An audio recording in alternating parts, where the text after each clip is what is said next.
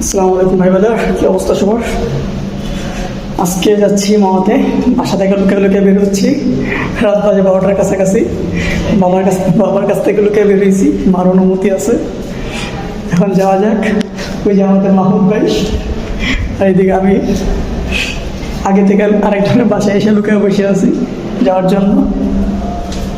তাহলে যাওয়া যাক, চলেন। সুন্দর রাতের ঢাকা, যাচ্ছি মামা। রিল্যাক্স মাহমুদ ভাই, রিল্যাক্স রিল্যাক্স। অবশেষে আমরা সব ভাই ব্রাদাররা এখন হলো আবদুল্লাপুর টোল করছে না ভাই, সে একটা মজার কাহিনী করছে। এই যে ধলেশ্বরী টোল প্লাজা, মজার কাহিনী হলো আমি আসছি হলো পোস্তকলা ব্রিজ দিয়া, আর সজীব ভাইরে বলছি হলো বাবুবাজার ব্রিজ। আমি দুজন একই জায়গা মনে করে খালি ঘুরপাক খাইতেছি ভাই, একজন আরেকজনে খুঁজে পাই না। আর এই যে আমাদের প্রো রাইডার, উনি মনে করে আমাদের ফলায় টাইনটা সুন্দর করে এসে পড়ছে। 50 টাইন নিয়ে আসছে, যদিও ড্রাফটিং করছে কিছু কমও না, কিন্তু আমগুলো লাগে পুরো বাট পারে হয়েছে। আর এই যে আমাদের ভাই, হ্যাঁ বাটপার গুলো ভুলব, হ্যাঁ আম করে তুই একা একা করতে ভাই, এটা বলে মা রাইড। মনে থাকবো ভাই রাইডটা।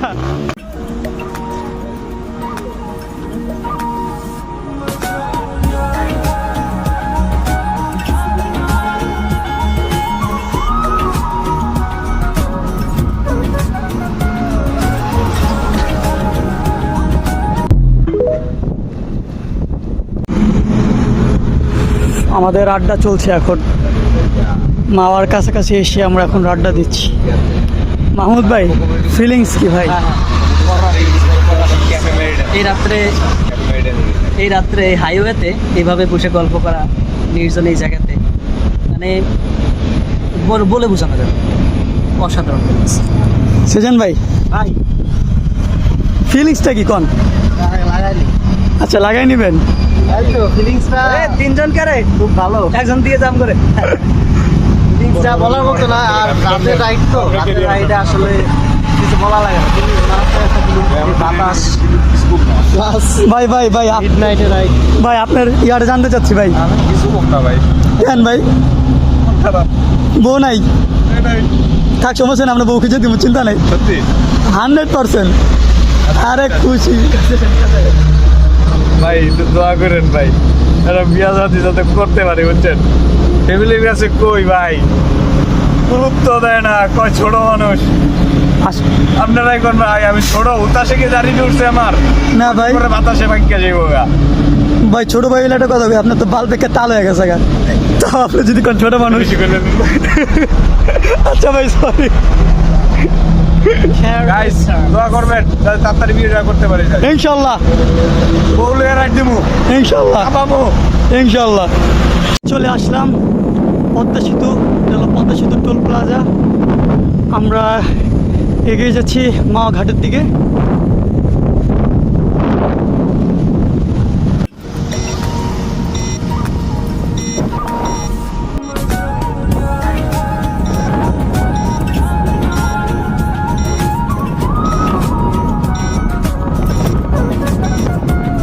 জমজমাট মামা, চলে আসছি মামা। এই হলো জমজমাট মামা রাতের। এখন আমরা বসে খিচুড়ি খাওয়া শুরু করে দিলাম। ভাগ্যে ডিম নেই, ডিম আছে মাত্র 2টা, এক ব্যাপার না, মিলেমিশে খাইয়া নেবো। বহুত খিদা লাগছে ভাই, খায়া লই আগে। মুড়ি খাওয়া চলছে না মাত্র, না খিচুড়ি খেলেন না মুড়ি খেতেছেন কে? আরে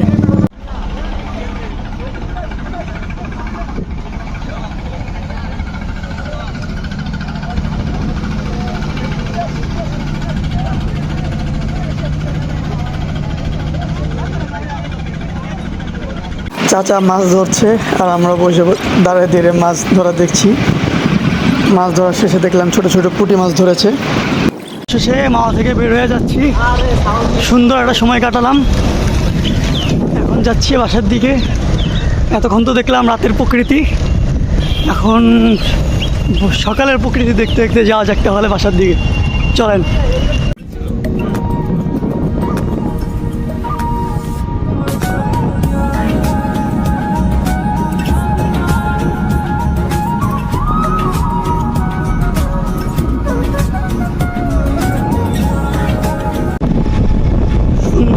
ক্যাফে রেস্টুরেন্ট, সরি এটা লজ। কিন্তু সৌন্দর্যগুলো দেখতে ভালোই লাগে, কি অপরূপ সৌন্দর্য। রোড তো এমন হওয়া উচিত, এটা সৌন্দর্য দেখতে দেখতে যাওয়া যায়। ভিউ করা করা করা একটা ভিউ।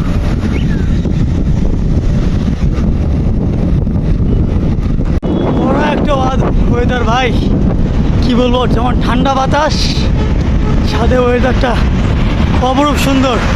কখন জানি বৃষ্টি চলে আসে বলা যায় না, তাড়াতাড়ি বাসায় যেতে হবে। যাওয়া যাক ওয়েদারটা দেখতে দেখতে, শুধু বৃষ্টিটা না আসলেই হয়। বৃষ্টির কারণে ভাই আটকায় গেছি গা মামা থেকে আসার সময়। টিমমেটরা ভাই টিমমেটদের সাথে অন্য ভিন্ন হয়ে গেছি। আর কি বলবো, বৃষ্টির ফিল নিতে চাইছিলাম তো বাস হয়ে গেলাম। কিন্তু তাও খারাপ বলবো না, কারণ ভাই আমার টিমমেট যারা ছিল, হেলাল ভাই, আকিব ভাই, সবাই তো ভাই বরিশাল ভাসমান পেয়ারা বাজারে ঘুরতেছে। গরিবের কাছে টাকা নেই ভাই, তো 150 টাকা দিয়ে মামাতে যা খরচ করে আসলাম।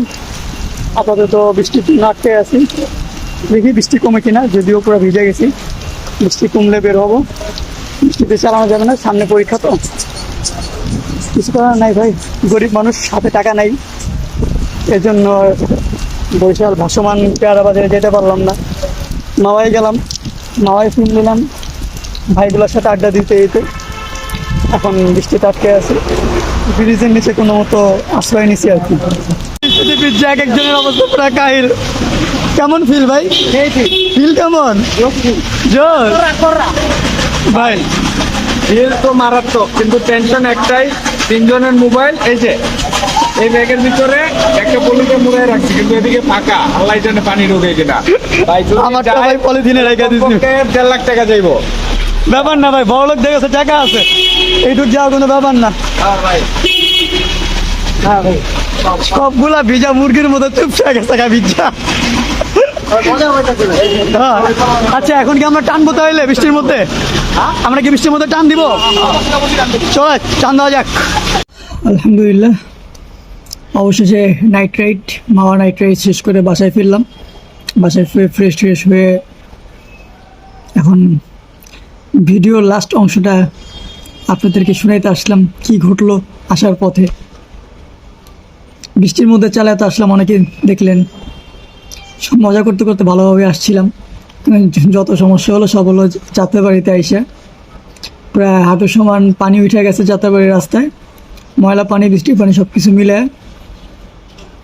এর মধ্যে চালায় আসতেছিলাম কষ্ট করে, পাশ দিয়ে একটা বাস গেল। বাসের পানির এমন পরিমাণ ধাক্কা ছিল যে আমার সাইকেল পিছনে চাকা আমার মাথার উপর চলে আসছে, ব্রেক ধরা ছাড়াই, প্রেশারে। আর কি করার, তাও আস্তে আস্তে যাচ্ছিলাম। এরপরে প্রাইভেট কার একটা টান দিয়ে চলে গেল, সাথে সাথে ওয়ালের সাথে বাড়ি খেলাম। আর কিছু বলার নাই। এরপরে আস্তে আস্তে ধীরে সে হাইটে চলে আসে আর কি। যতক্ষণ পানি ছিল ততক্ষণ হাঁটতে হয়েছি ময়লা পানির ভিতরে। এই পুরো রাইডটা সুন্দরভাবেই হয়েছে আলহামদুলিল্লাহ। ভাই ব্রাদারদের সাথে অনেক মজা করতে করতে আসলাম। রাইডটা ঝামেলা হয়ে গেলো যাত্রাবাড়িতে, ব্যাপার না, রাইডে এইটুকু হওয়া ব্যাপার না, এটুকু মেনে নিতেই হবে। রাইড দিলে একটু অ্যাডভেঞ্চার হবেই, এটা এক ধরনের অ্যাডভেঞ্চার, নতুন অভিজ্ঞতা পানির মধ্যে সাইকেল চালানো। সবাই ভিডিওটা লাইক করে দিবেন, আমার পেজটাকে ফলো করে দিবেন, আর ইউটিউবে এক্সপ্লোরার ওমর নামে চ্যানেল আছে, ওটা সাবস্ক্রাইব করে দেবেন। এরকম সুন্দর সুন্দর মজার ভিডিও দেখতে হইলে আমার পাশে থাকবেন। আসসালামু আলাইকুম।